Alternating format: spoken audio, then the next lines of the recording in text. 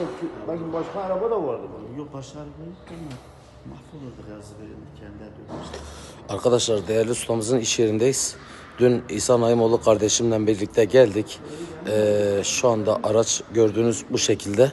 Birimiz hepimiz için mücadele edeceğiz sonuna kadar. Bugün bana deme, yani bugün benim başıma geldi, yarın komşunun başına gelir. Gerçekten de çok mütevazi, değerli bir ustamızdır. Allah kendisinden razı olsun.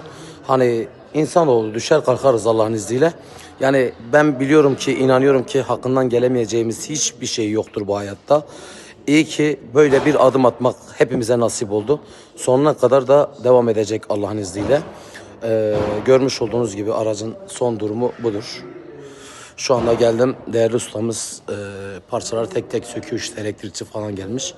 Hani araba da zaten Türkiye arabası değil. Görmüş olduğunuz gibi.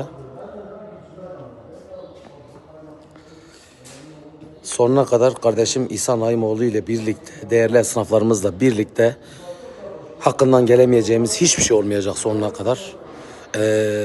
Buradan bunu da belirtmek isterim.